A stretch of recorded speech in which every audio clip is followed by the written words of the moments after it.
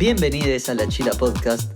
Yo soy Ernie y como siempre me acompañan mis amigues Majo Pastorino y Tomás González. ¿Cómo andan? Hola chicos, ¿cómo están? Hola Ulises, ¿todo tranqui? Yo bien. Después de una noche tormentosa me siento más tranquilo. Ayer la pasé mal, la verdad. Alta tormenta. No sé ustedes, pero yo estoy re manija en realidad por este tema. Llevo días mirando documentales y películas y todo eso. Ay, man. Y la verdad que me parece muy interesante. Pero bueno, el tema entonces es hacktivismo. Primero agradecerle a la audiencia por votar y ayudarnos a decidir si o hablar solo sobre Wikileaks o solo sobre Anonymous o ambos temas. Bueno, también ambos temas, más laburo. Pero la verdad que es imposible hablar de uno sin hablar del otro porque están muy, muy entrelazados en la historia. Pero bueno, antes estaría bueno explicar un poco qué es hacktivismo. No sé si ustedes tienen idea. Sí. Bueno, a ver, para hablar de hacktivismo me parece que tenemos que volver un poquito más atrás, ¿viste? Porque tal vez no todo el mundo entiende completamente lo que engloba el concepto de hacktivismo. Entonces, para empezar, hacktivismo es, justamente como lo dice el nombre, activistas que se basan en el mundo en línea, ¿ok? Que son hackers. Hackers que utilizan sus habilidades para hacer acciones políticas que coincidan con sus creencias políticas justamente, ¿no? Entonces, estos hacker activistas plantean que es simplemente actividad en línea y que no debería ser ilegal, pero las definiciones legales que se le dan es uso inapropiado de las herramientas computacionales para bienes personales o terceros. ¿Se explica? Entonces, vean ya como desde el principio, desde que se arranca la discusión, ya hay dos lados muy fuertes, que son la criminalización del hacktivismo y los que apoyan al hacktivismo, sea tanto los mismos actores hacktivistas o los que los apoyan, ¿no? Que creo que somos la gran mayoría del planeta. Siempre puede haber alguno que esté en contra de los métodos de tal o cual grupo hacktivista, pero creo que todos compartimos. Pero bien, entonces, en fin, nada de esto hubiera sido posible si es que en 1936 Alan Turing, ¿vieron esta película con Benedict Cumberbatch? El código Enigma. Peliculón. El código Enigma, completa, exactamente. Una gran película, una gran actuación y bueno, un científico muy sufrido, como ustedes saben, el final es muy poco merecido, ¿no? Simplemente por su orientación sexual. Total. Pero, en fin, más allá de la persona, lo que quiero resaltar es que nada de esto hubiera sido posible sin la teoría que él desarrolló en 1936, que es la básica de todos los programadores en la actualidad. Tienen que tarde o temprano encontrarse con este libro porque, bueno, plantea esta idea de computadora básica funcional, ¿no? Entonces, algo para resaltar del hacktivismo es que es algo muy nuevo. El mismo término hacking es algo muy nuevo. Esto es algo que surgió alrededor de los 70, cuando los programadores, más que nada del MIT, de la Universidad de Massachusetts, empezaron a usar este término hack, que en verdad significa cortar en inglés. Como por ejemplo, puedes cortar un árbol, ¿ok? You hack a tree. Bueno, en fin.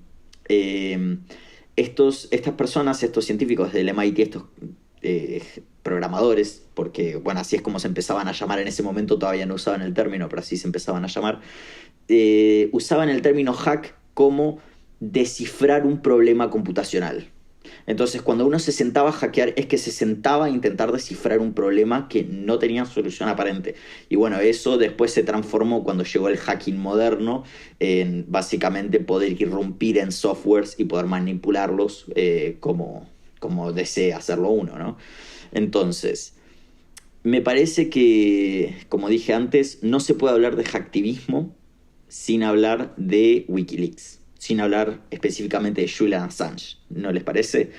Porque, bueno, a ver, es uno de los propulsores, y si bien no fue el primero en hacerlo, porque este es un movimiento que se inicia en Islandia en el 2006, es uno de los más importantes, porque, bueno, entre otros, la BBC destaca que en los primeros 10 años de servicio, desde que la organización se levanta, ya han soltado alrededor de 10 millones de archivos, de documentos que están curados en su mayoría. Esto es algo que hay que resaltar y es muy muy importante hablar de curación de documentos, ¿ok? Porque una cosa es soltar un documento y decir, bien, esto es lo que se dijo en la reunión del Pentágono, por ejemplo.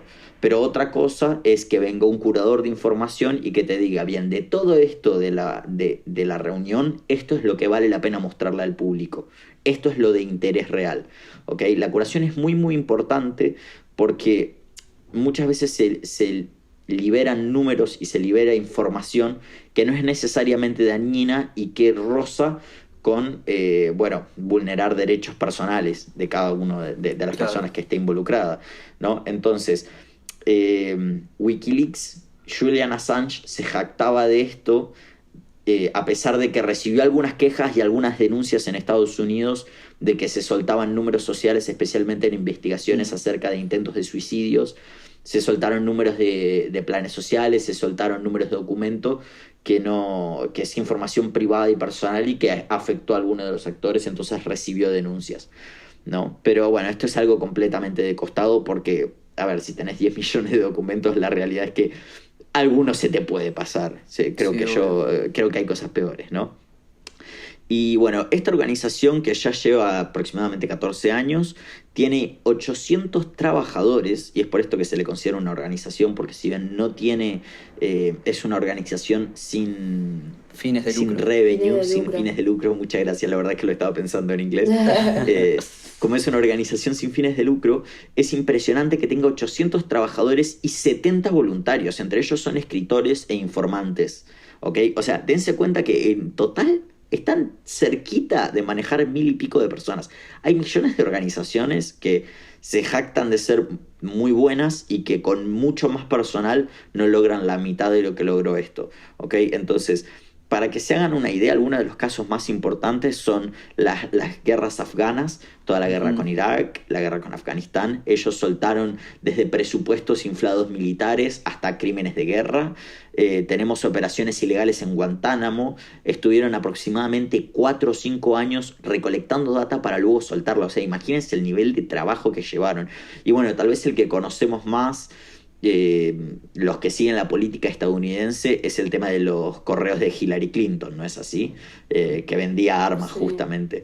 Entonces uno empieza a ver aquí cómo Julian Assange y toda su organización hacktivista empieza a plantear una pintura distinta a la que veía el mundo, desde Estados Unidos hasta de organizaciones privadas, porque tuvo problemas con Sony, tuvo problemas con distintas empresas particulares que ayudaban de tal o cual manera a grupos terroristas o distintas milicias, ¿no?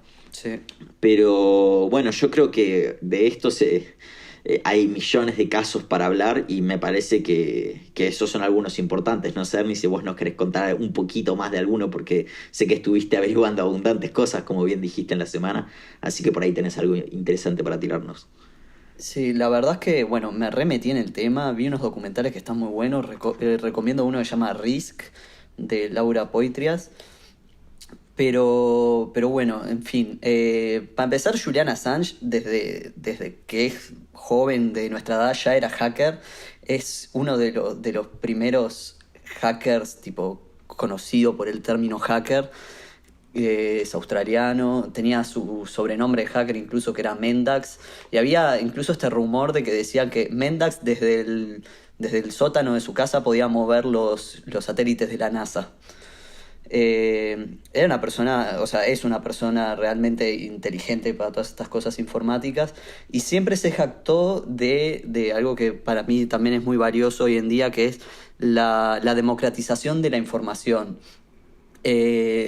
Él cree que los gobiernos no deben ocultarle cosas a las personas y que si las personas votan para poner a esas personas al mando, las y los votantes merecen saber qué es lo que están haciendo estas personas. Bueno, vos sabés que eso que decís, el editor del New York Times en su momento, en el 2008, los categorizó como un New Breed of Media Organization, es decir, una nueva especie de organización de medios. Sí, no un nuevo pan. Claro, entonces tipo, ahí ya los ves como que los locos abogan por la libertad de información absoluta, ¿no? Claro. Primero, bueno, Wikileaks surge en 2006, como vos contaste, y sus primeros leaks, 2007, 2008, no eran tan trascendentes en realidad porque no eran información top secret, por así decirlo, ¿no? Hubo leaks de asesinatos políticos en África, no sé, sacaron una lista de la ultraderecha de Inglaterra para mostrar tipo quiénes integraban la ultraderecha de Inglaterra, hackearon mails de alguna que otra política estadounidense y se metieron con la cienciología. Algo que después, bueno, vamos a ver que otro grupo hacker también lo hizo. Se ve que hay un tema ahí también con la cienciología que está medio turbio. Y es que honestamente son despreciables, Ernie. En 2009 después liquearon llamadas del famoso escándalo de petróleo de Perú, que si bien no me metí mucho en eso, quizás vos, Tommy, que viviste allá, sabés un poco más del tema. Liquearon también mensajes interceptados en el atentado de las Torres Gemelas. Y bueno, esos fueron como sus primeros leaks, ¿no? Ahí todavía, si bien estaban mostrándose un poco, todavía no habían pateado el tablero, digamos, internacionalmente. ¿Qué pasa en 2010? En 2010 entra en la escena el primer whistleblower conocido. Whistleblower son estas personas que le pasan información a Wikileaks, que vendría a ser me contó un pajarito, bueno, es el pajarito. ¿Qué pasa acá? En 2010 se reforma todo Wikileaks, deja de ser un sitio, digamos, de noticias donde simplemente publicaban noticias que Julian sobre todo conseguía hackeando. Deja de ser tanto él el hacker y pasa a recibir información de otros hackers. Encripta toda la web, todo eso para que sea sumamente segura para los whistleblowers. Entonces, bueno, los whistleblowers se animan a empezar a pasar información sabiendo que no les va a pasar nada. Y aquí aparece Chelsea Manning, que en ese momento era Bradley Manning, que era analista del ejército estadounidense, que se comunica con Wikileaks a través del sitio encriptado y empieza a pasarles información. Chelsea Manning, en su momento como analista, descubrió que en sus tiempos aburridos tenía acceso a un montón de información, porque desde el atentado a las Torres Gemelas todas las agencias de información estadounidenses empezaban a centralizar la información para que todos más o menos supieran todo y no se llevaran sorpresa. ¿Qué pasa? Era bastante vulnerable esta interweb, por así decirlo, y Chelsea Manning obtuvo acceso. Entonces empezó a pasar la información a Wikileaks. Primero le pasó el famoso cable de Islandia, que descubrió un escándalo bancario que había en Islandia. Esto lo filtró Wikileaks, se armó tremendo quilombo, que llevó a que en Islandia se aprobara la democratización esta que buscaba de la información. ¿Qué es esto? Que no se podía juzgar a Wikileaks ni a Julian Assange por llevarle la información a la gente, y de hecho se iban a modificar las leyes para que esas personas no tuvieran ningún proceso legal en contra por simplemente filtrar información. ¿Y por qué esto es destacable? Porque Wikileaks estaba sentado en Islandia, entonces le dio inmunidad como organización, ¿no? Tenían inmunidad de operaciones, porque otros países no se podían meter con una empresa islandesa porque no estaba quebrantando las leyes del lugar donde estaba. Empiezan a recibir un montón de información, estamos hablando de 2010, ¿no? Donde todavía no tenemos redes sociales para que se viralicen cosas que pasan, ni videos, ni nada.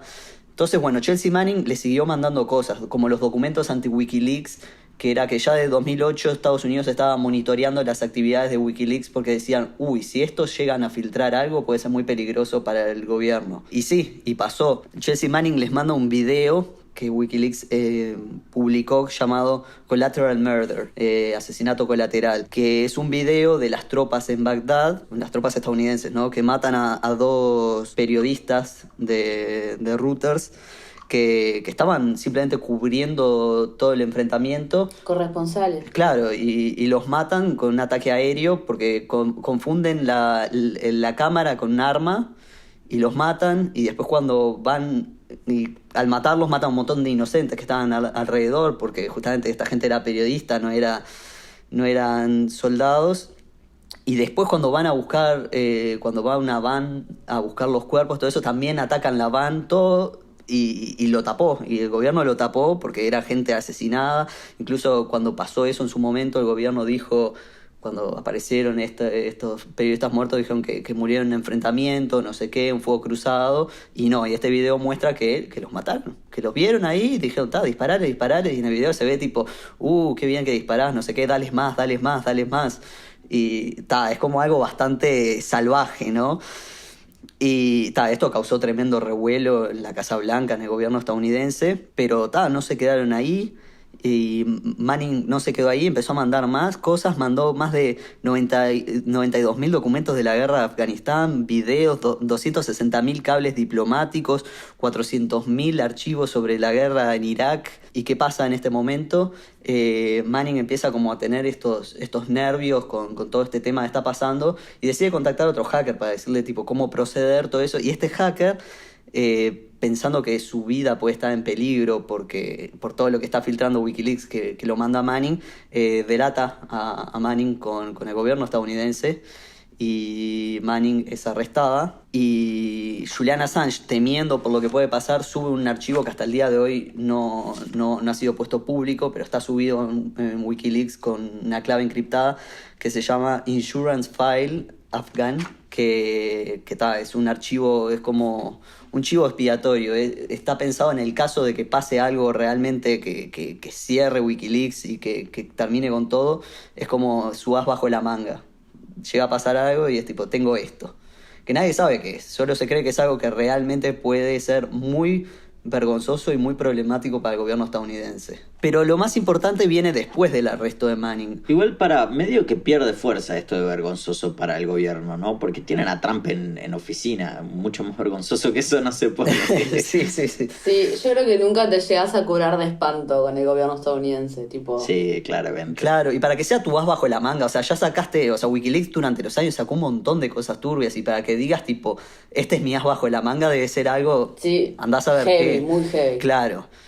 Y acá se viene lo más importante. Después que detienen a Chelsea Manning, Wikileaks se junta con El País de España, Der Spiegel de Alemania, The Guardian del Reino Unido, Le Monde de Francia y The New York Times de Estados Unidos para publicar 220 cables diplomáticos de Estados Unidos. También esta alianza le sirvió a Wikileaks porque ya no solo lo publicaban en sitios, sino que Sí, 5 de los medios más relevantes del mundo dijeron tipo, esto realmente es importante que llegue a todo el mundo. En estos 220 cables hablan, ahí ya se pudrió todo porque contenían información de que Estados Unidos espiaba a sus aliados, de que Estados Unidos espiaba a la ONU y a los altos mandos de la ONU, sabían básicamente qué almorzaba el secretario general de la ONU. Habían burlas a distintos gobernantes, por ejemplo, hablando de que Merkel era una gobernante muy débil como para llevar adelante ofensivas y otras cosas. Se burlaban, o sea, había cosas realmente complicadas que complicó diplomáticamente a Estados Unidos durante años. Y entre otras cosas también reveló un montón de cosas turbias del gobierno de Túnez, que eso llevó también después un tiempo a una revolución también en Túnez. ¿Y qué pasa acá? Y acá, como bien decía Tommy, siempre eran tipo archivos curados, siempre se trataba de censurar algunos nombres, todo eso para proteger personas.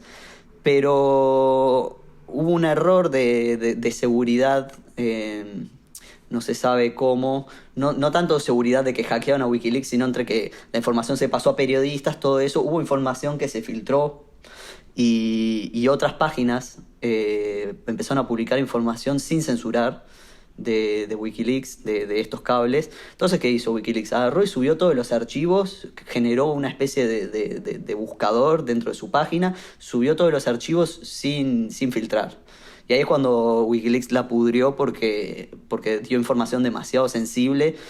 Información que, por ejemplo, Estados Unidos asegura, y todavía no se ha comprobado mucho, pero asegura que causó muertes de soldados, todo eso, porque claro, se revelaron posiciones de infantería de Estados Unidos en Medio Oriente, números sociales, de todo se filtró.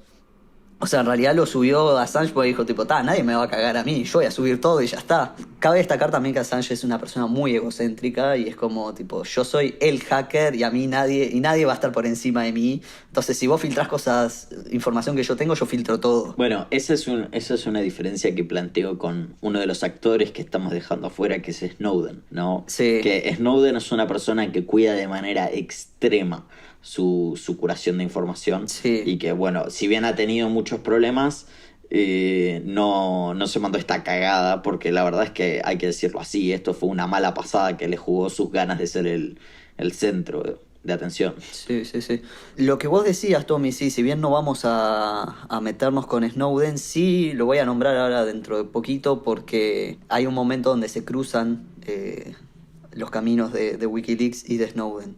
Acá comienza algo que va a cambiar Wikileaks y Assange, y es que a los pocos meses de que empezó a filtrar todas estas cosas estadounidenses, dos chicas, una que fue incluso voluntaria en Wikileaks, denuncian penalmente a Assange por violación en Suecia. Entonces empieza todo un juicio por violación en Suecia, que bueno, en ese tiempo Assange está viviendo en Gran Bretaña, ¿no? En Inglaterra. Entonces tiene que ser extraditado.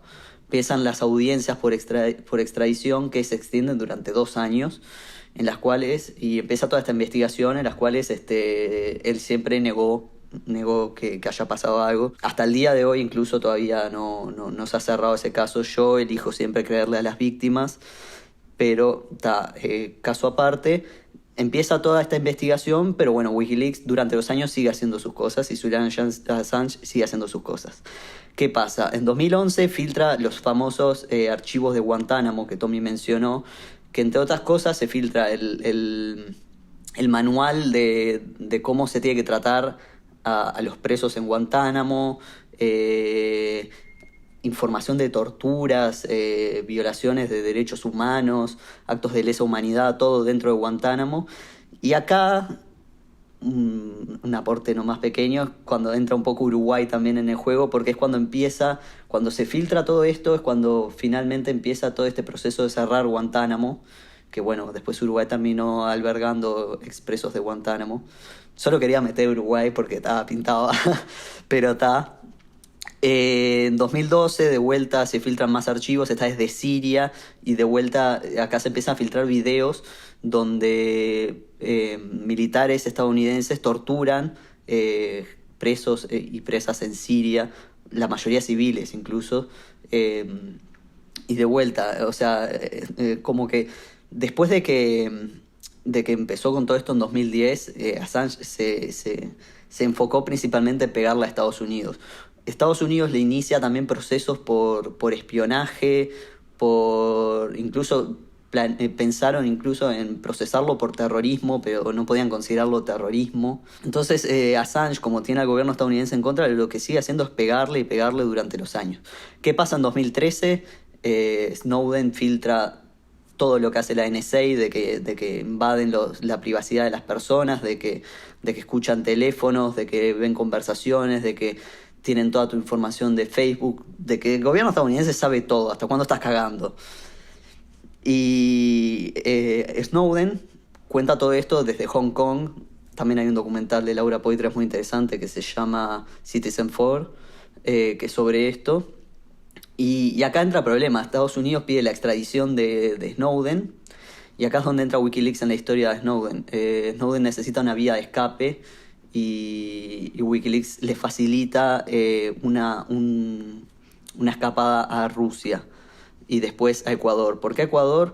Porque unos meses antes, Julian Assange, después de que finalmente se aprueba su extradición a Suecia, recibe asilo político de Ecuador y se encierra en la embajada de Ecuador.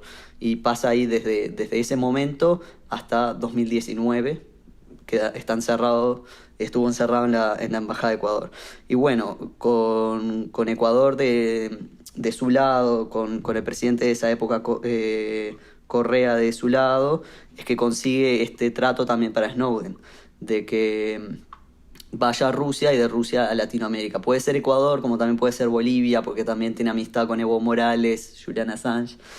Entonces, bueno, facilita que Snowden se vaya a Rusia y desde ahí se calma un poco Julian Assange después de esto, sobre todo porque también tenía todo este quilombo que estaba encerrado en Ecuador, en la embajada de Ecuador, y a su vez había ayudado a Snowden, que Snowden ya estaba siendo juzgado por traición, o sea, iba a ser juzgado por traición en Estados Unidos. Que eso es como... No, traicionas a Estados Unidos, es... Oh. Entonces se quedó un poco tranquilo Wikileaks porque si no se les iba a armar más jodida lo que tenían. En 2015 saca más archivos de Arabia Saudita y acá saca tres cosas que son documentos distintos que prueban que Estados Unidos seguía, después de que se había disculpado en 2010 porque espiaba aliados, documentos que prueban que seguía espiando. Un documento que se llama Espionaje Elysée, me encanta el nombre, que es tipo... Estados Unidos espía constantemente a Francia, pero constantemente, sabe todo lo que está haciendo el gobierno francés todo el tiempo, y a los pocos días se filtra que también lo hace con Alemania y con Brasil, y eso causó de vuelta problemas diplomáticos de Estados Unidos con sus aliados. O sea, uno les podría decir que son forros, pero tontos no, porque ponele, Francia siempre que tuvo que hacer algo importante, se cagó respecto a las guerras, digo. Alemania, bueno, ya sabemos, es por así decirlo, el malo de las películas. Y Brasil, todo el que vive en Sudamérica sabe que si Brasil decide darnos el BAU, estamos en la lona, por así decirlo, ¿no? Así que sentido tiene, pero claramente las relaciones se iban a cagar. Y yo por eso creo que no está tan bueno, ¿ves? Porque revelás cosas, pero cuando revelás información así a diestra y siniestra, tenés estos problemas que no ayudaste en nada y lo único que hiciste es crear nuevas enemistades. Claro. Sí. O sea, igual también hay que entender un poco, ¿no? O sea, Assange está haciendo todo por pegarle a Estados Unidos porque llega a salir de la embajada de Ecuador y se le arma la podrida. Entonces el loco ya no está en plan defensa, está en plan ataque constante, cosa de tipo, deja de molestarme porque yo te voy a seguir molestando, ¿entendés? Y en 2016 se le va la mano fuerte, pero fuerte, plena campaña electoral, llega un whistleblower y le dice, tengo esta info para vos, te va a gustar, son mails de Hillary Clinton. Y le manda un montón de mails que hacen y los pone públicos. Y ahí se pudre todo. ¿Por qué? Porque estos mails, aparte de las cosas turbias que mencionamos en las guerras, o sea, Hillary Clinton era la secretaria de Estado de Obama, aparte de todas las cosas turbias de la guerra, habían cosas turbias de su partido político, de Hillary Clinton, y cosas turbias sobre la campaña. Y si bien, digamos, no fue un factor decisivo, sí ayudó a que Trump ganara esas elecciones. Y esto yo creo que también es un movimiento político de Assange, en el sentido de que a él durante años lo que lo había perseguido era la administración Obama. Y Hillary Clinton en especial lo detesta a Julian Assange desde antes ya. ¿Por qué? Porque en toda la información que se filtraba siempre es un nombre que se repite, Hillary Clinton. Siempre se supo que Hillary Clinton tenía su propia agenda, ¿no? Es una política de cepa, ¿no? Lleva años en política y es normal que alguien con tantos años tenga su propia agenda por detrás de la del gobierno. Claro, y aparte es una de las principales actrices, en lo que es defensa militar americana. Claro. Siempre fue media trigger happy aparte, ¿no? le gustan las guerras. Me imaginé una imagen mal photoshopeada de Rambo con la cara de Hillary, pero bueno, continúa. ¿Qué pasó con estos mails? Para empezar, la información después que surgió, y ahí fue donde medio se complicó más a Assange, es que esta data, este whistleblower, en realidad venía...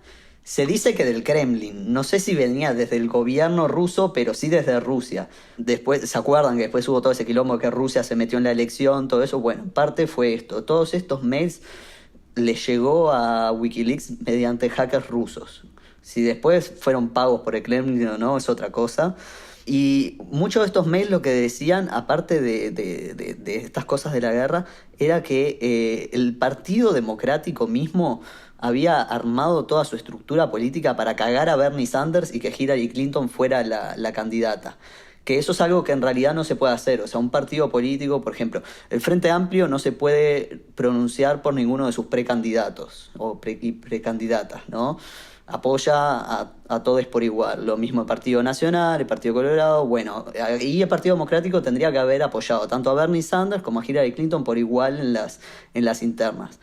Pero resulta que no, resulta que en los mails habían conversaciones entre distintos políticas y políticos y con el brazo, digamos, que gobierna el Partido Demócrata. Dije Partido Democrático, pila a veces es Partido Demócrata, nada que ver, pero está, en fin. Incluso la presidenta del Partido Demócrata jugaba a favor de Hillary.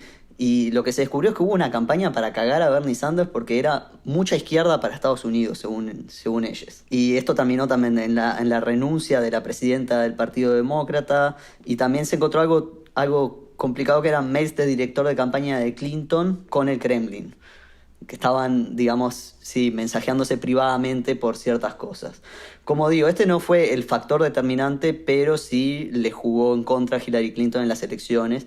Y en cierto modo, Assange lo que hizo fue: no me sirve que una persona que me odia llegue al poder de Estados Unidos porque ahí se me va a pudrir todo. Entonces prefiero que gane este otro tipo con el que nunca tuve ningún problema. Yet. Sí. Curiosamente, después el gobierno que lo llevó a juicio fue el gobierno de Trump, ¿no? Después de todo esto le empiezan a limitar el internet en la embajada de Ecuador y se empieza a complicar porque Ecuador ya le empieza a poner en duda su asilo, porque su idea era tipo: vos podés hacer todas estas cosas siempre y cuando no afectes la soberanía de otros países. Al meterse en la elección está afectando la soberanía de Estados Unidos. Entonces Ecuador le dejó de tender tanto la mano. Si bien no lo echó, le dejó de tender la mano. Assange en 2018 se baja como director de Wikileaks porque ya no puede seguir manejando todo este medio desde una embajada con un internet limitado, con una denuncia penal por violación, con denuncias por espionaje. O sea, estaba muy complicado. Y en 2019 Wikileaks lo que publica son pruebas de corrupción de Lenín Moreno, el presidente actual de Ecuador. Y bueno, ahí fue tipo: me hasta fuera del tarro, Julián, chau embajada. Sí. ¿Y qué pasa? Un día, sin previo aviso, la embajada ecuatoriana invitó a la Policía Metropolitana de Londres a llevarse a Assange, porque le sacaban el asilo y de un día para el otro entró la policía y fue tipo: bueno, amigo, vení, te espera un lindo viaje. Assange es Gente con arrestado. clase, ¿eh? Políticos con clase, digo. Sí. Y ahí empiezan todas sus hearings, por sus audiencias para ser deportado. Cabe destacar que lo salteé, pero en 2017 Chelsea Manning es liberada de la cárcel. Es lo último que hace Obama antes de dejar la presidencia. Le otorga el perdón presidencial a Chelsea Manning. ¿Por qué? Porque no se puede juzgar por traición y espionaje a alguien que finalmente estaba diciéndole al pueblo: hay cosas que están mal y deberían saberlo. Algo de Trump estaba en contra. Para Trump, Chelsea Manning era una traidora a la patria y debería seguir presa. ¿Qué pasa? Bueno, también Trump lo agarra de excusa para en 2019 volver a detener a Chelsea Manning para que declare contra Assange. Y Chelsea dijo: no, yo no voy a declarar nada. Para mí lo que yo hice y lo que Assange hizo está bien, porque esto es democracia y la gente tiene que saber. ¿Por qué el gobierno les va a ocultar las cosas? Que bueno, una bien le salió. Sí, estuvo igual detenida unos cuantos meses, se intentó suicidar en la cárcel, todo. Sí. Finalmente la liberaron. Es un tema muy sensible el de Manning. Manning tampoco tuvo una vida muy favorecida.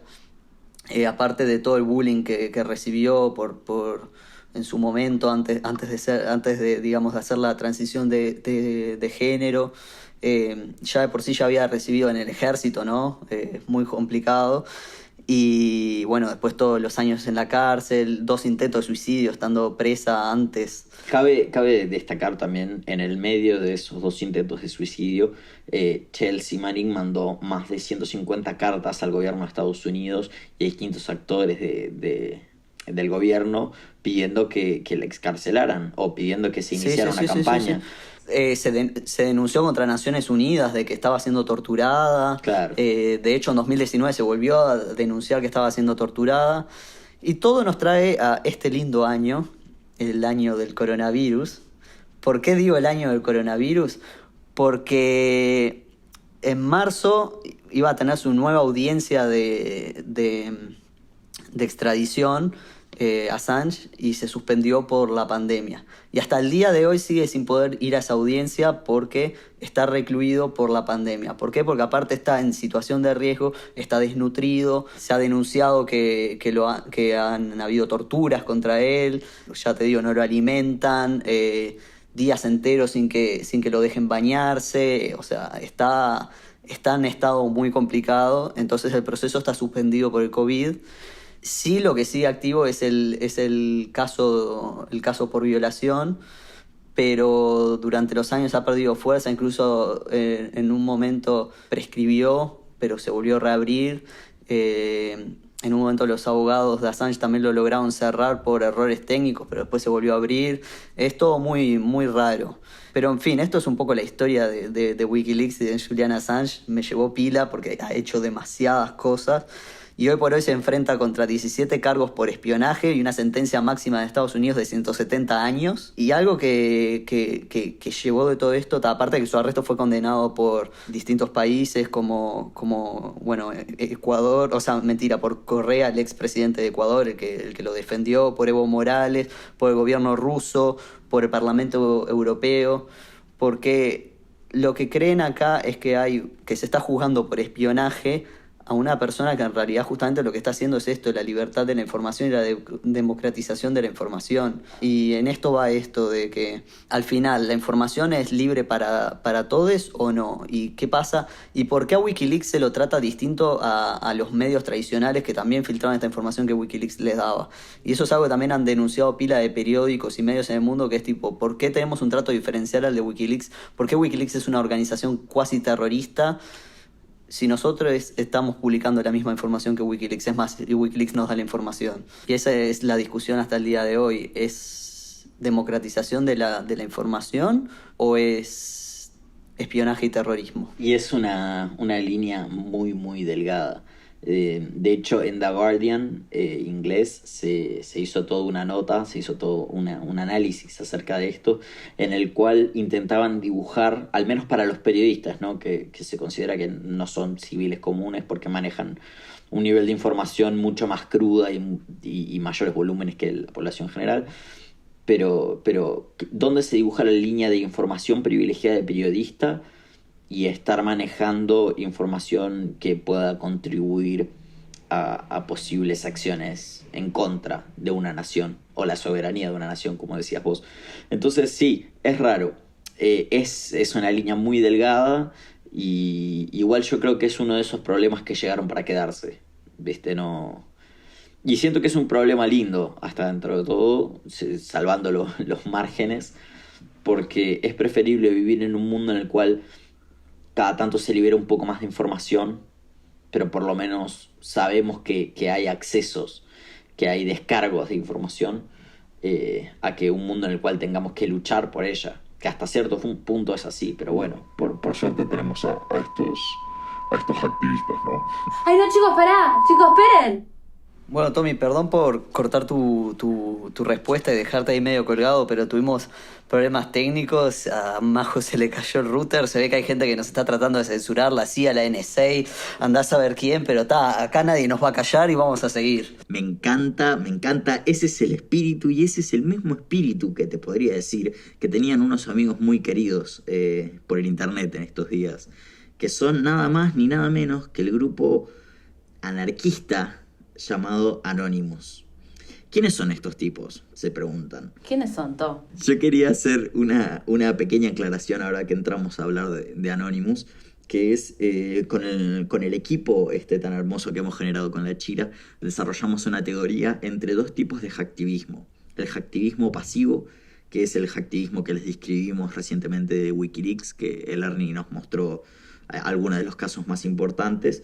A le llamamos hacktivismo pasivo porque se encarga principalmente de revelar datos, ¿ok? No se encarga de dañar redes ni de ataques cibernéticos, como lo hace este otro grupo denominado Anonymous.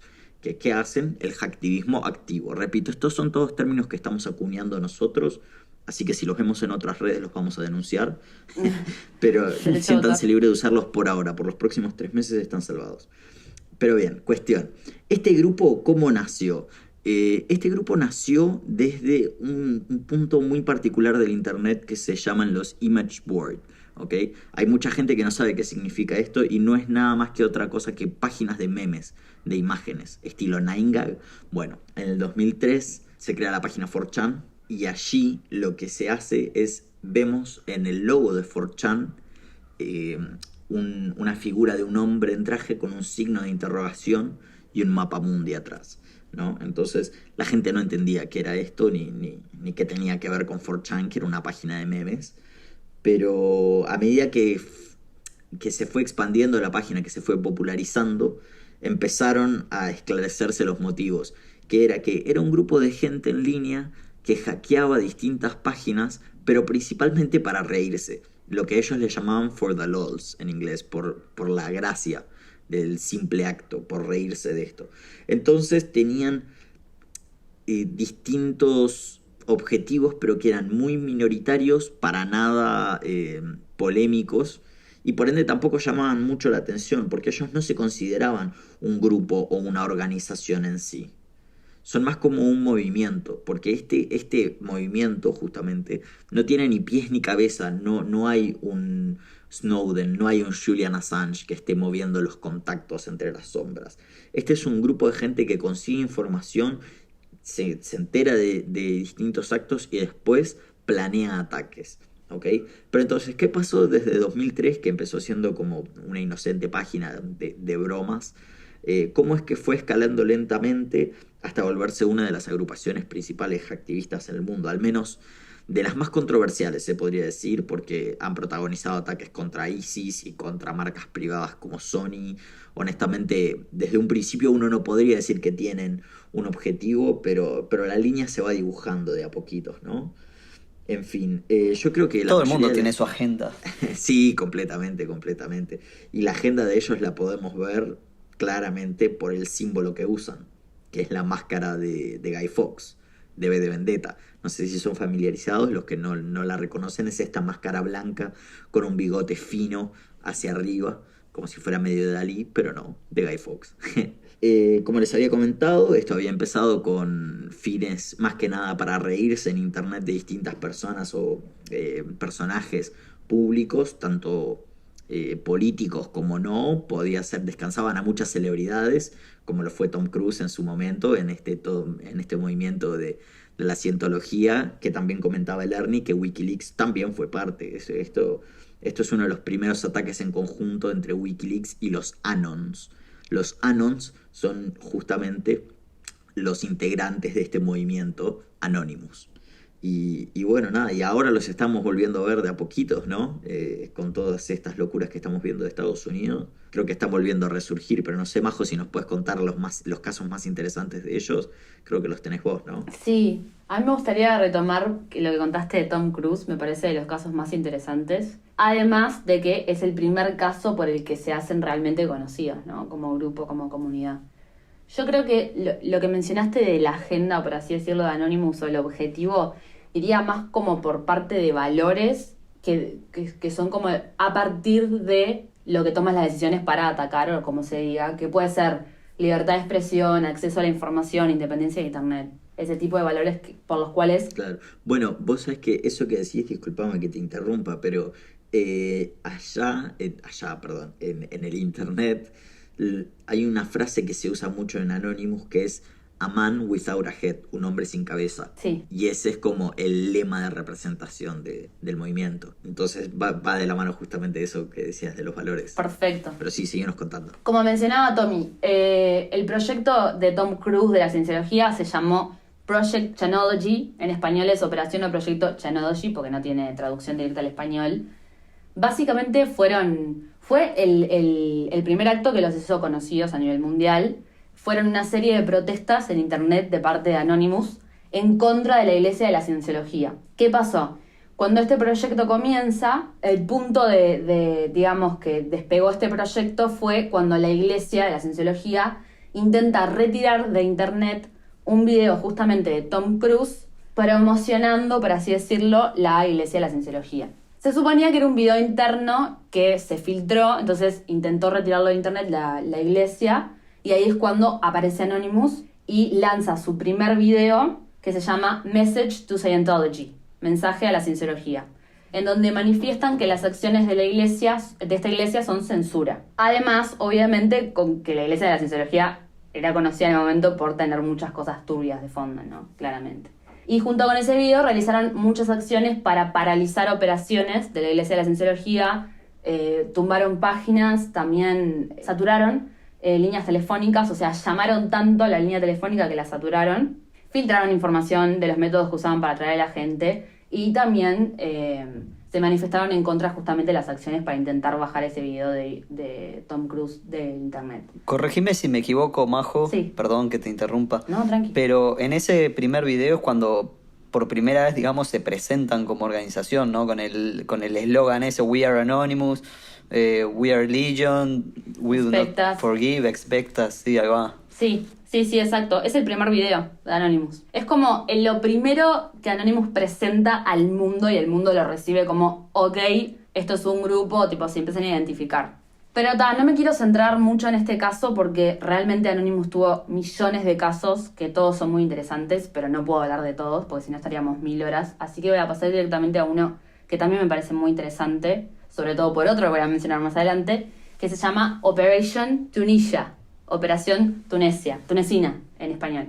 Esto comienza el 17 de diciembre de 2010, cuando un joven de 26 años llamado Mohamed Bouazizi era un vendedor ambulante tunecino, vendía frutas en la calle, estaba tranquilo, vendiendo tranquilamente como vendía todos los días. La policía cae, lo humilla, lo golpea, hace uso excesivo de la fuerza y le quita todas sus cosas, entonces lo deja, digamos, sin trabajar. Mohamed decide, después de esa experiencia horrible que tuvo, ir a la policía, primero a pedir las cosas que le habían tomado porque era la única entrada de dinero que tenía para poder mantener a su familia, y segundo, obviamente, para denunciar el abuso policial que había tenido. Innecesario, ya que había una ley en el momento que lo amparaba, porque era totalmente lícito lo que estaba haciendo. Y la policía no le dieron bola, le dijeron que se vaya, que no importaba lo que él quería denunciar, y ese fue el momento en el que él dijo, si ustedes no me dan bola, yo me prendo fuego. Y la policía le dijo, sí, flaco, sabes que hace lo que quieras, le importó 3 huevos, le mandaron a la mierda. ¿Qué hizo Mohamed? Se fue a una estación de servicio, se bañó en nafta y se prendió fuego. Salado. La gente que estaba alrededor, como pudo socorrerlo, como para que no falleciera en el acto, pero lamentablemente a las 3 semanas de lo ocurrido, Mohamed fallece. Esta historia de Mohamed desata una reacción en la población que provoca muchas manifestaciones en contra del gobierno. Mohamed se convierte en una suerte de mártir, de estandarte de la revolución tunecina. O sea, el gobierno tunecino en ese momento no permitía la democracia, no permitía el cambio de presidente, y el presidente en ese momento, que era Ben Ali, gobernaba desde 1987. O sea, era un pueblo recontra oprimido que se manifestó justamente luego de esto, que fue como la gota que rebalsó el vaso. Acá es donde aparece Anonymous con un video en YouTube declarando sus intenciones contra el gobierno, en el que hacen varios ataques a páginas web del gobierno, a la redundancia, filtran información y, lo más importante, generan que esto llegue a los oídos de todo el mundo. Que no es un dato menor, porque el gobierno de Ben Ali hackeaba las cuentas de todo aquel que tomara acciones considerado como activismo, las cuentas en general, ¿no? De redes en general. Un argimón cualquiera, entonces. Qué momento. Polémico, hashtag polémico. Básicamente como lo mismo, ¿viste? Es como lo mismo de siempre, Anonymous. Todo, primero, obviamente, un tema activista, y segundo, también en contra de la censura de que este pueblo venía, el presidente hacía 23 años que estaba en el poder. En fin, el 14 de enero de 2011, Ben Ali, el presidente, huye de Túnez, y más tarde, el mismo año, Túnez celebra las primeras elecciones democráticas de la historia del país. Así que termina, por suerte, con un final feliz, a pesar de la tragedia horrible de Mohamed y obviamente la opresión que vivió el pueblo durante tanto tiempo. Bueno, básicamente, como dije hace un ratito, hay millones de casos de Anonymous que realmente son muy interesantes, son extensos, me encantaría poder hablar de todos, pero no me da el tiempo, o sea, les comería la oreja más de lo que estoy haciendo en este momento. Así que voy a saltar directamente a la actualidad. Si hay alguna persona en algún rincón de este mundo que no haya escuchado y se haya horrorizado con el asesinato racista de un grupo de policías blancos a un ciudadano afroestadounidense de Minneapolis, primero, claramente no está lo suficientemente informado. Y segundo, se los voy a contar. George Floyd era un ciudadano afroestadounidense que residía en Minneapolis, en la ciudad de Minneapolis, en el estado de Minnesota. Tenía 46 años y un buen día fue el 25 de mayo de este año, o sea, no hace mucho, fue a comprar un paquete de cigarrillos a lo que acá le diríamos un kiosco. Y aparentemente el billete con el que iba a pagar era falso. Los dueños del establecimiento deciden llamar a la policía, cosa que en Uruguay es rarísimo, pero bueno, en algunas cosas Estados Unidos es un poco prolijo. Decide llamar a la policía llega al lugar y sin ningún tipo de razón lo reducen en el suelo a George Floyd 4 policías, en donde uno de ellos apoya su rodilla en el cuello de Floyd y otro le aprieta la espalda. Esto sucede durante 10 minutos, en los que en los 10 minutos Floyd estaba manifestando I can't breathe, que significa no puedo respirar, y 9 minutos y pico después termina falleciendo a manos de estos 4 policías. Quiero comentarles rápidamente algo que me pareció interesante, que es que la primera autopsia de George Floyd la hizo el médico forense del condado de Hennepin, es un condado dentro de Minnesota. Él clasifica la muerte de Floyd como un homicidio, pero también resalta otras aparentes afecciones significativas que pudieron haber contribuido a la muerte de Floyd, como por ejemplo la hipertensión y el uso de drogas. Porque si no tenés hipertensión y no consumís droga, si te ponen la rodilla 9 minutos en el cuello sin dejarte respirar, sobrevivís, claro. Total. Obviamente la familia, totalmente indignada por eso que dijo este médico forense, contratan un médico forense privado para que haga una segunda autopsia al cuerpo de Floyd, que también no es menor mencionar que este médico forense que le hace la segunda autopsia también le hizo la segunda autopsia a Eric Garner, que también era un ciudadano afroamericano, que también fue asesinado por un oficial del Departamento de Policía de Nueva York, el cual lo estranguló durante 15 a 19 segundos mientras estaban arrestándolo, causando finalmente la muerte. Y este médico forense también fue el que le hizo la segunda autopsia a Eric Garner.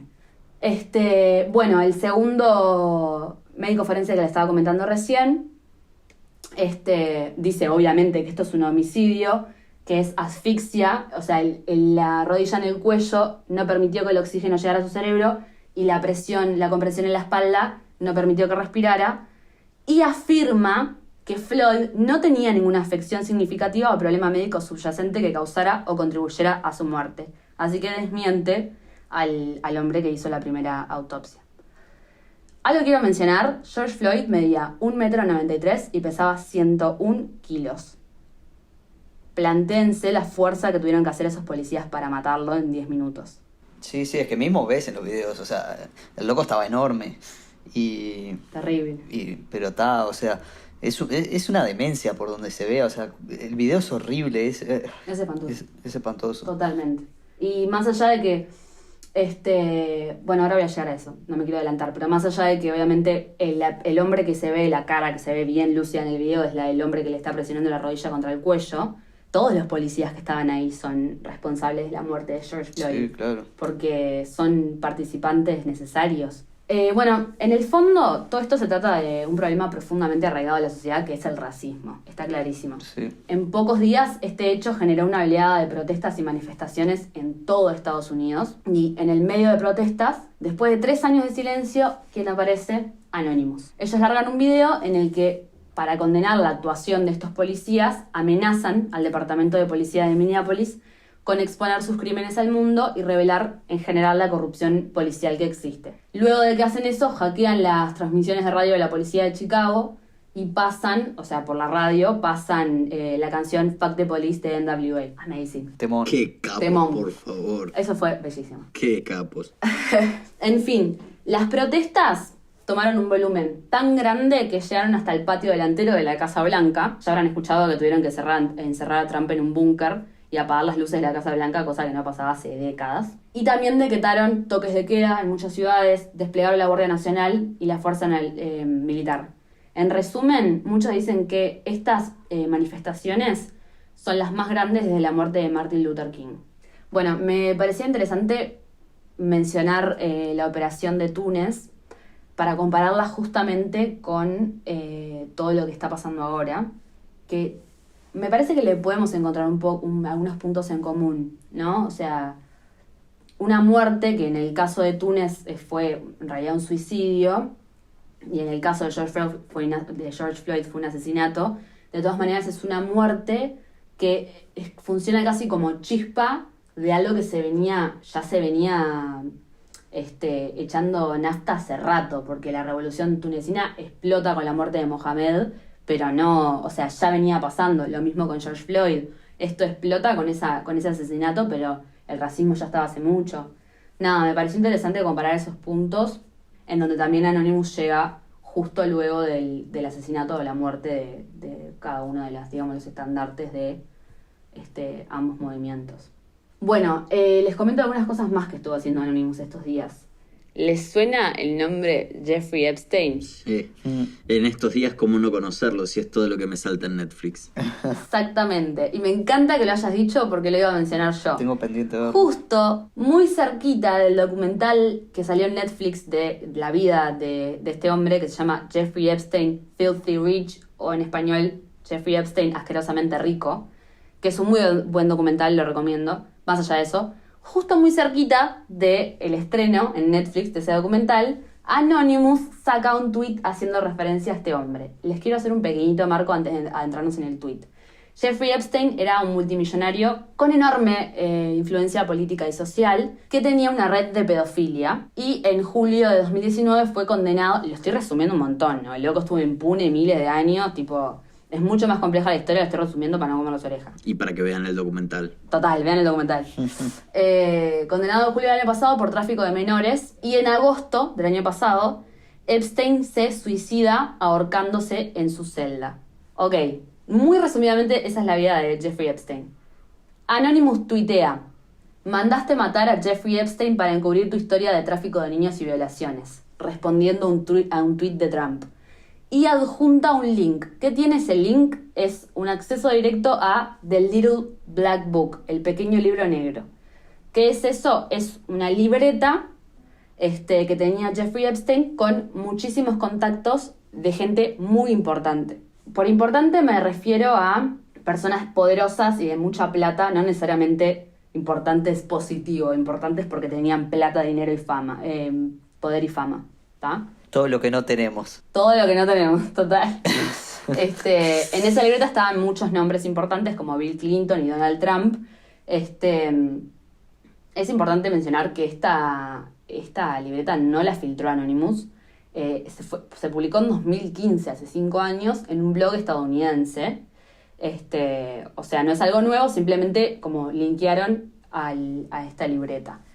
También es importante mencionar que esta libreta parece ser de personas que pudieron haber conocido a Epstein socialmente. No necesariamente tienen que ser personas implicadas en la red de pedofilia que tenía este tipo. Claro, ese era uno de los problemas legales. Ese era uno de los problemas en los procedimientos legales. Total. Que es que vos estuvieses en ese libro no te hacía específicamente un cliente. Total. Por así decirlo. Entonces se dejó de lado. Claro, no hay nada que afirme, ni chequee, ni corrobore que la gente que está en esa libreta tuvo algo que ver con los crímenes que cometió este hombre. No, pero con la calaña de personajes que hay ahí, ¿viste? Sí, cuando ya están decís los de... Harvey Weinstein y Donald Trump están en la misma lista. Y Kevin o sea, no Spacey. son los que van al cielo, claro. Están como todos ahí, tipo... Sí, está re turbio. Bueno, les cuento también que Anonymous sacó otro video aparentemente acerca de la OMS en el que acusa a este organismo de tener una suerte de injerencia en las políticas mundiales,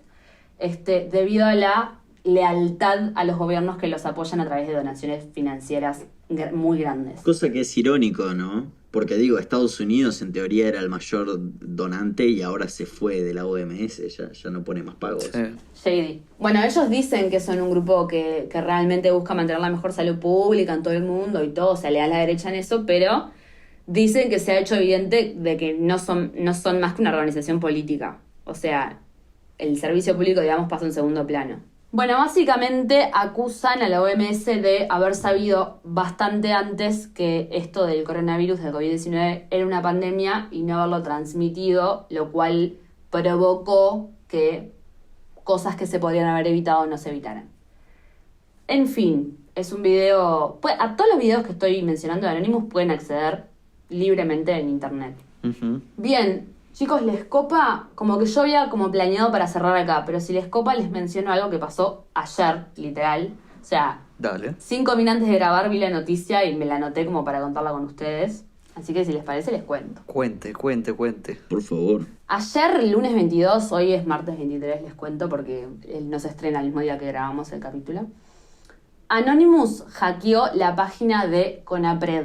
¿Qué es CONAPRED? Es el Consejo Nacional para Prevenir la Discriminación. Es un organismo mexicano que tiene como fin eliminar la discriminación del todo el país. Ah, no, yo te había escuchado con Aprole, dije, hackearon con Aprole. No ¿Te entendía imaginas? nada. Hackeaban- ¿Por qué hackeaban con Se Aprole? estaban robando las vacas, boludo. ¿Qué hacían hackeando con Aprole? Capaz que querían postrecitos gratis o algo, pero... El Colet lo vale. Les voy a leer el mensaje que cuando hackearon la web de CONAPRED, no de CONAPROLE, de CONAPRED, cuando hackearon la web, en vez de que, o sea, vos entrabas a la web y en vez de ver lo que normalmente estaba, veías un mensaje. Les leo el mensaje. Perdón si leo muy rápido, no quiero atomizar.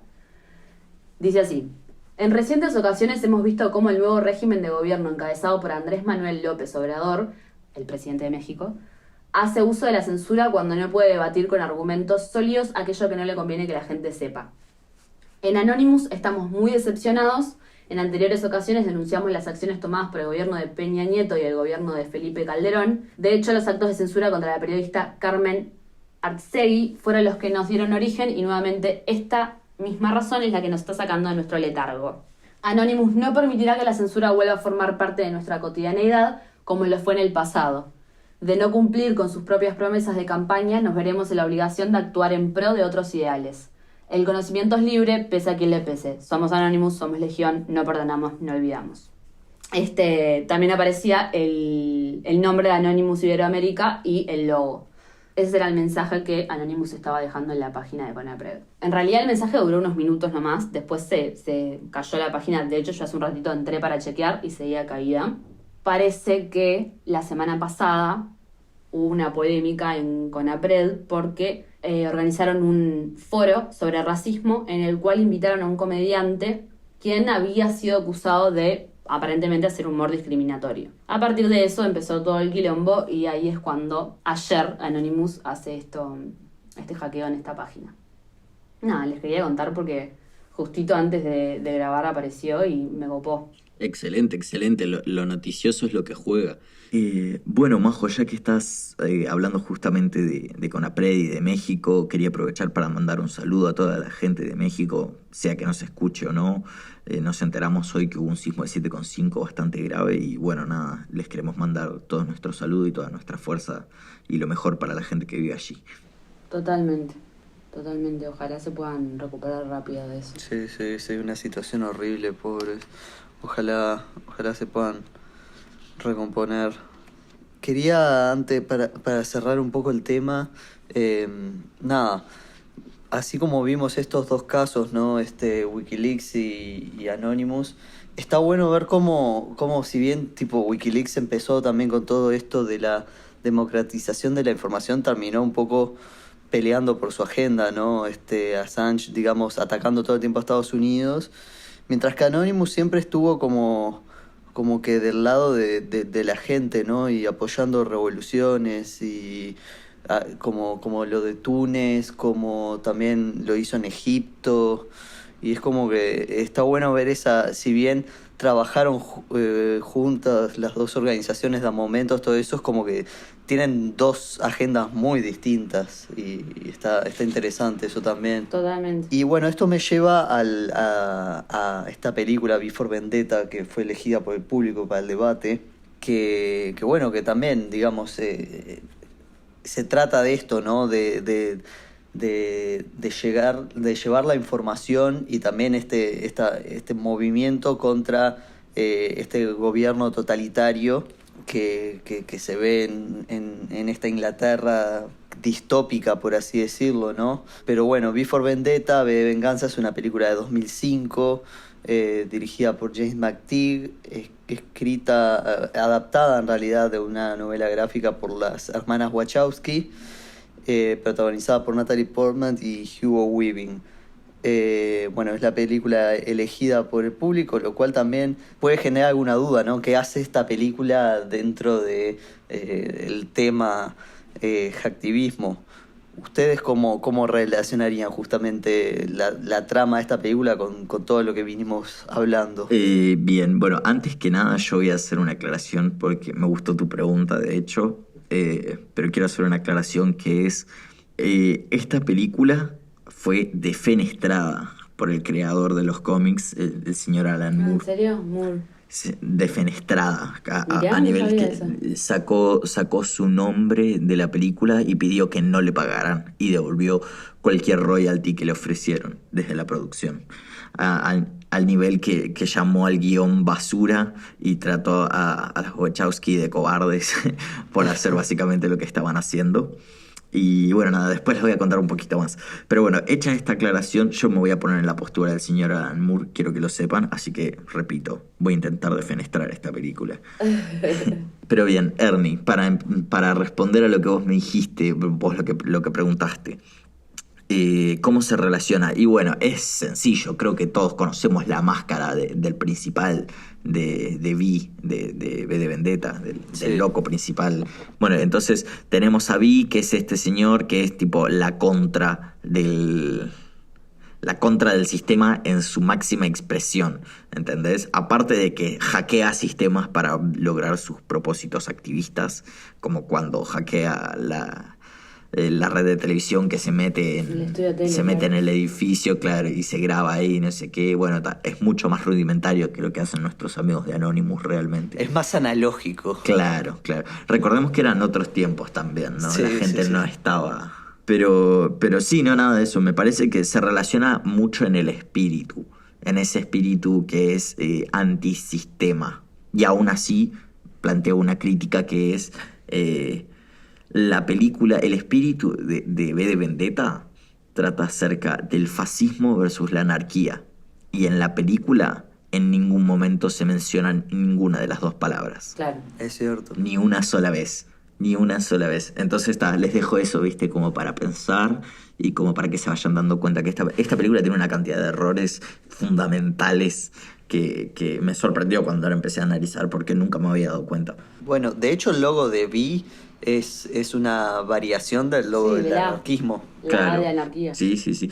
Pero Tal ves cual. eso, hay alusiones, pero se queda corto. Claro, no está explícito. Claro, claro, claro. Y es por eso que hay tanto resentimiento, más que nada en la comunidad del cómic, porque Vi era un anarquista con todas las letras. Y en la serie, en la película, digo, hay algunos roces, como que el personaje coquetea con ese anarquismo, pero aún así es muy sutil, es muy sutil. Sí, a mí me parece que quiero tipo, respetar el orden de opinión que hizo Tommy. Al principio quiero como dar mi pantallazo de la peli. Siempre fue una peli como que a mí no me llamó tanto la atención. Es como una película que sé que es muy hablada, muy criticada, muy comentada, una película con muy buenas reviews. Es una película que a mí no, viste, no me genera como...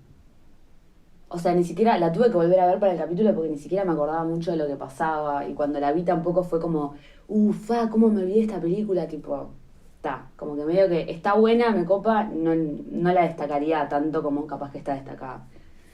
Pero más allá de eso, me parece que hay como un obvio paralelismo entre como el armas tomar del pueblo, digamos, de como como en contra hacia el sistema corrupto y como una especie de no nos traten de idiotas, ¿no? Como subtexto. Claro. Creo que la diferencia como que puedo encontrar, porque el paralelismo lo describió muy bien Tommy, va más por el lado de que el accionar o el motor que impulsa a Vi para actuar es mucho más de justamente vendetta, mucho más de venganza, de como me pasó algo traumático en mi vida y eso desencadena que yo quiera generar esto y al mismo tiempo es una especie de virus que se va como contagiando a la población, que es lo que logra que él pueda realizar lo que hace.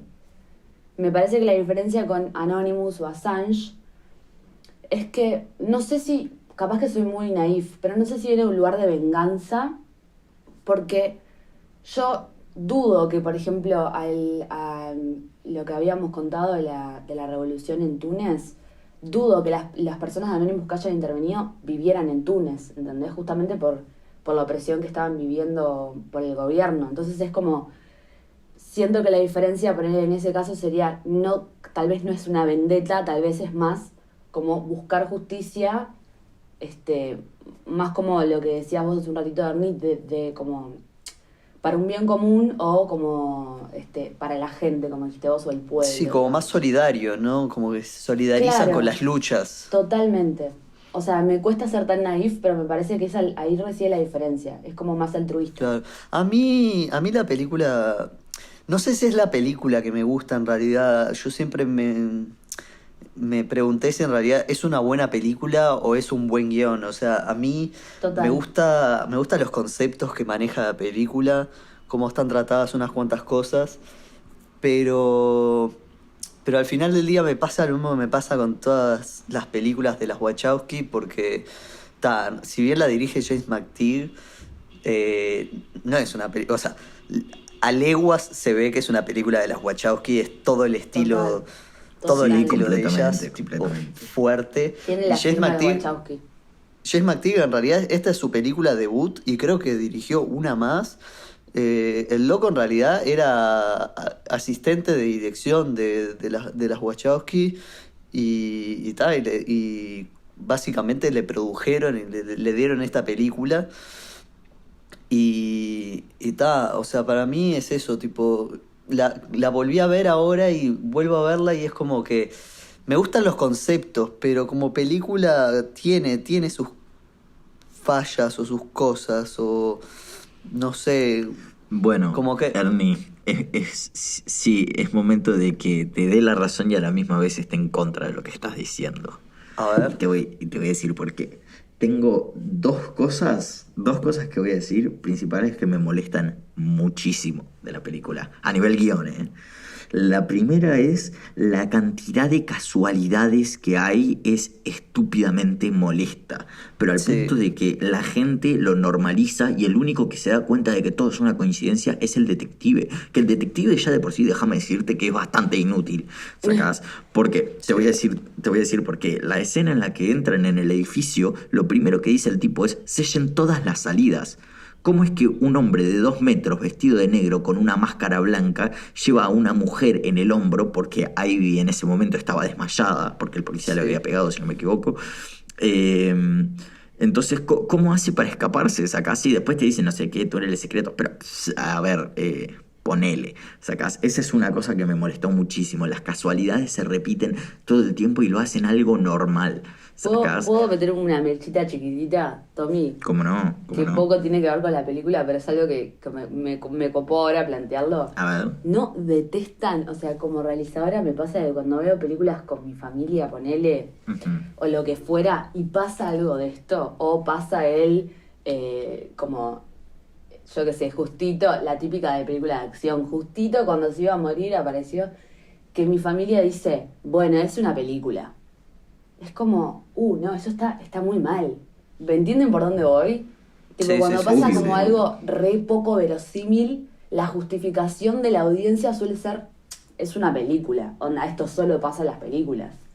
Y es como, no, bro, no, o sea, justamente no. La idea es que vos entres en ese ensueño mágico que te da el cine y que creas que todo esto es verosímil. Más allá de los géneros, obviamente, pero digo, o sea, a mí me rompe mucho las pelotas eso, ¿entendés? Cuando vos estás diciendo, esto en la vida real no va a pasar. O sea, esto no pasa en la vida real, no es verosímil. Claro. Sí, es cuando la película, digamos, traiciona su propia lógica, ¿no? Totalmente.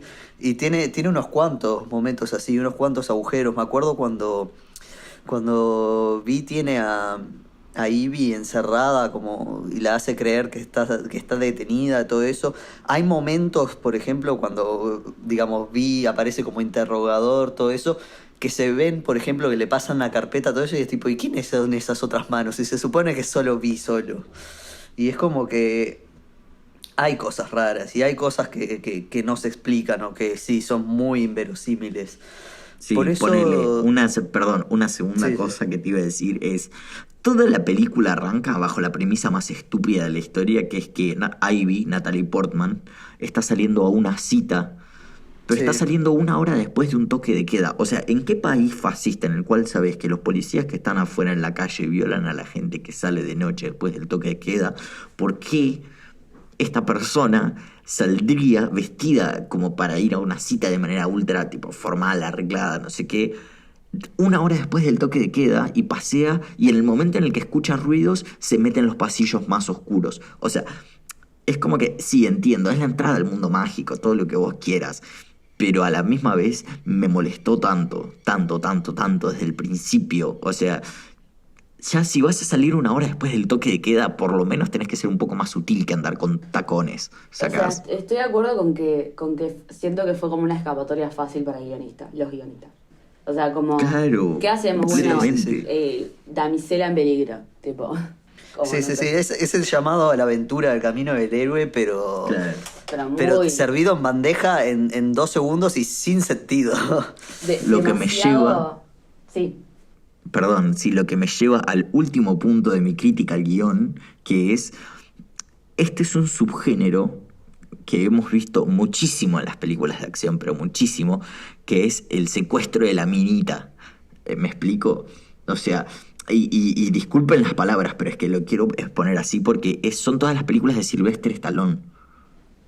Son la mitad de las claro. películas de Harrison Ford siendo Indiana Jones y salvando a la chica en peligro, a la damisela en peligro. Es el secuestro a la minita en el cual el principal es un douchebag, un forro, y con el tiempo la chica se va enamorando porque el hombre demuestra su lado tierno a pesar de toda su hijoputez. Es la Bella y la Bestia, ¿entienden? Es una historia viejísima esta. Es re la Bella y la Bestia. ¿Ves? O sea, a eso voy. Es el secuestro de la minita. Por eso digo, es viejísimo. Es tan viejo como las historias en sí, pero es como básico. Sí, ¿Entendés? es un poco- A esta altura es básico. Sí, total. Es un poco como molesto si querés. Igual, o sea, tipo contextualicemos, estamos en el año 2005, ¿no? O sea, Sí. hace 15 años atrás que no había la misma cabeza que hay hoy. Pero de todas maneras, es verdad y es una realidad. El personaje principal es Natalie Portman, sin cuestionarse eso. Y es verdad que absolutamente todos los plots que hay en la historia de Natalie Portman son dados por el personaje masculino. Y Claramente. la Natalie curva- Portman es pasiva. Y la curva y la curva del personaje y como digamos, la madurez, si se quiere, del personaje siempre va ligada a Vi, al hombre, digamos, ¿no? Claramente. Sí. Que es un poco molesto porque llega un punto, ponele, cuando Ernie recién mencionaba la escena donde ella está en la cárcel, ¿vieron? Que lee la carta de la chica esta... Sí. Este- De la que era la que estaba en la celda de al lado a Vi cuando Exacto. él estaba detenido. Tipo, ya cuando entras a leer eso, tipo, como entras en ese momento del personaje, es como que tenés una mínima esperanza de decir, o sea, ella está finalmente como tomando una decisión tipo, no sé si una decisión, pero digo, está como moldeando su cabeza en base a las cosas que está viviendo en este momento y después aparentemente en una prisión que había hecho Vi. Y es como, pues está flaco, tipo. Onda, es más Sí. como el Es la padre. definición de tóxico. Sí, tóxico a la mierda, pero... Claro. ¿Cómo ven construido igual todo este relato igual de justamente digamos de llevar el poder al pueblo y de pelear contra este gobierno fascista? O sea, yo a este gobierno fascista, ojo, también le veo mucho de 1984, ¿no? Prime Minister, el primer ministro, es este gran hermano, ¿no? Que está siempre en la Completamente. pantalla Sí. mirando. Que resulta ser un pete, ¿no? Porque al final, tipo, lo agarra así nomás el ministro de Sí, un Defensa, el de la Gestapo, lo que sea, y lo matan así en 2 segundos. Claro, Sí. completamente. ¿Cuál era la pregunta? No, esto, ¿cómo ven? O sea, más allá de todos los problemas que vimos, todo eso, esta parte del concepto de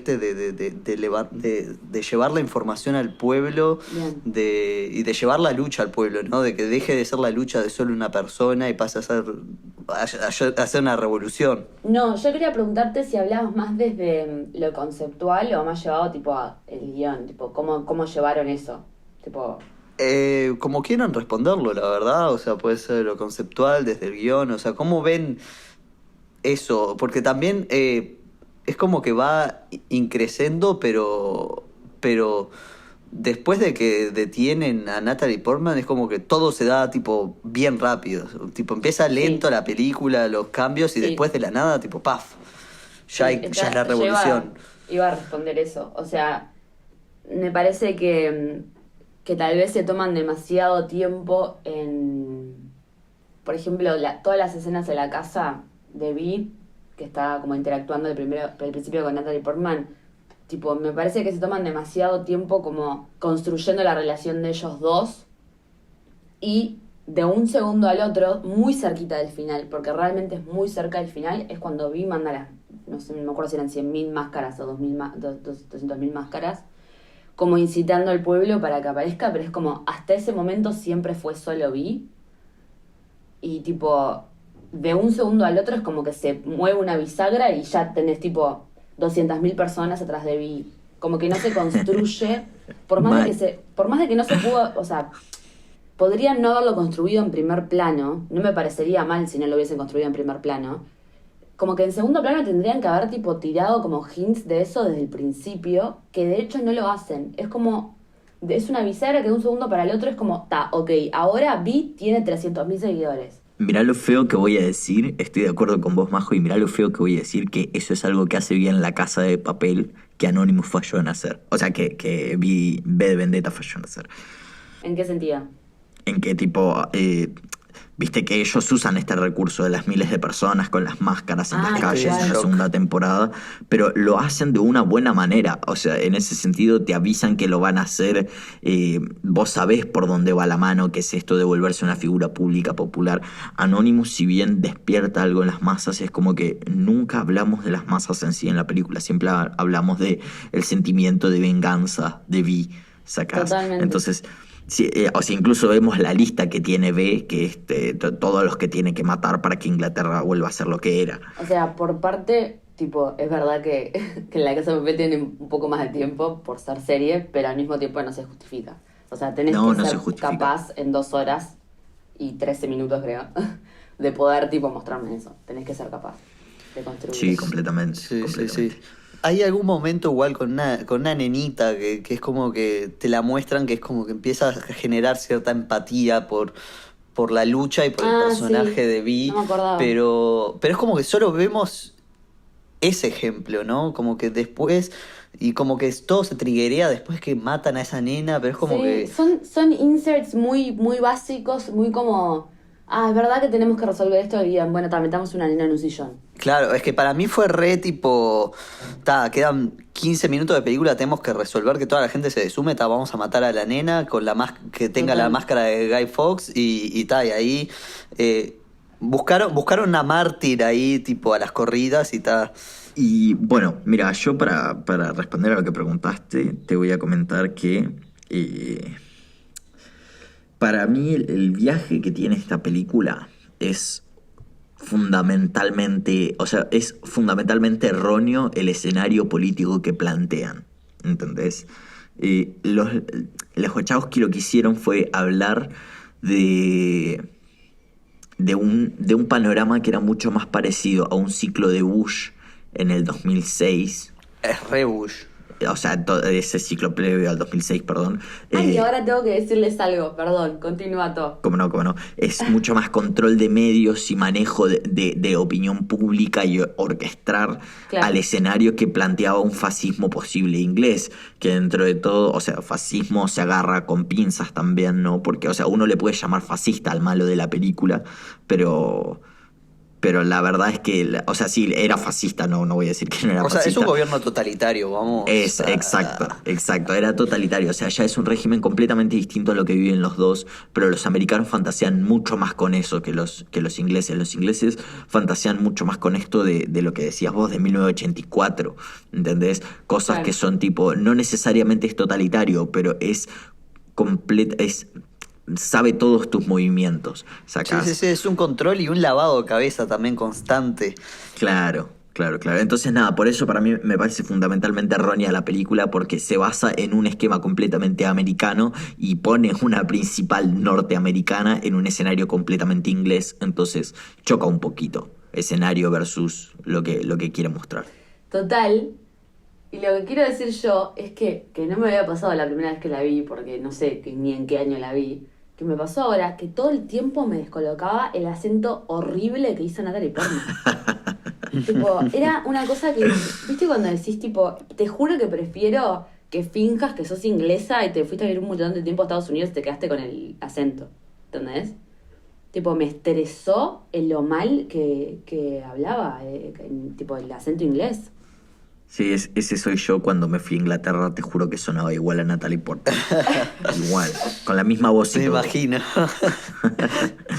Lo último que quería decir es que, bueno, así como igual en la película vemos todo esto del poder de la información y los medios, también es medio tramposo en realidad, porque la información se la dan al espectador, pero digamos, a la población en sí no le llega tanta información, no le llega tipo que todo Tal cual. empieza por actos terroristas internos, o sea, esto que se llama la agitación de la bandera, que es cuando el gobierno mismo se autoboicotea para poder llevar cosas adelante, ¿no? Para que la población se asuste y digan tipo, no sé qué, no sé cuánto. O sea, la película el gobierno se basa en actos terroristas creados por este mismo partido y a la población se le dice todo, pero de a puchitos. O sea, en realidad la información la recibe el espectador, pero no tanto la gente. Sí, es verdad. Y es como que también falla en eso. Y si bien la gente se levanta contra el gobierno, todo eso, no tienen toda la información. No sabes hasta qué punto están 100% como informados de la lucha de la cual van a formar parte.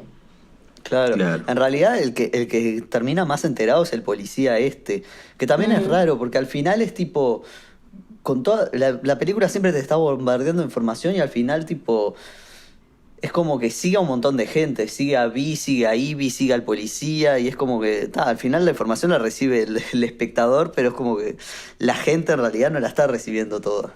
Completamente. Yo creo que la historia que plantean es un potencial muy buen guión que no pudieron lograr. Entonces, si tuviéramos que ponerle un chilapuntaje a esto, ¿Qué momento? ¿cuál sería? Para mí se promedia nuestros puntajes personales. Y yo le pondría... no la quiero matar. Tengamos en cuenta el contexto, chicos. Yo le pongo un 8 porque me gustan los conceptos que maneja y hay algunas cosas audiovisuales que están, o sea, audiovisualmente hay cosas que están muy bien. Adicionalmente está muy bella. Y yo le pondría 7.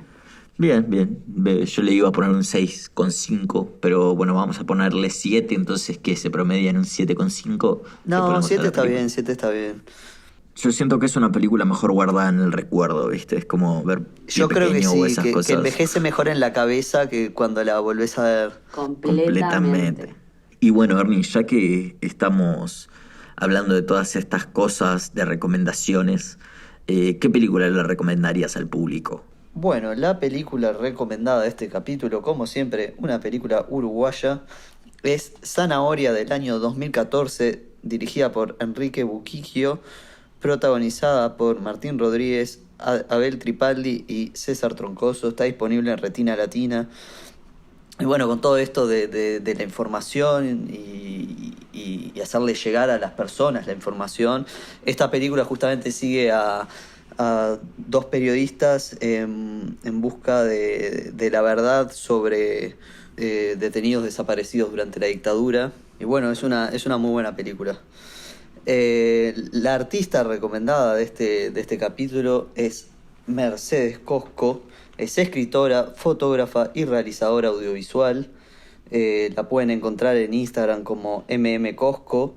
Recientemente, junto a otras y otros autores emergentes de nuestro país, sacó un libro, una antología de relatos llamado Como gato entre líneas. Está disponible en Escaramuza. Y antes de despedirnos, primero quiero recordarles que pueden seguirnos en nuestras redes, Instagram, Twitter, Spotify, YouTube y Letterboxd. Somos La Chila Podcast en todo. Y queríamos mandar unos saludos que teníamos pendientes. Primero, el saludo para una escucha del podcast desde el primer capítulo, de hecho, que nos pidió un saludo, que es Martín Bresque. Así que un saludo. Nunca cambies.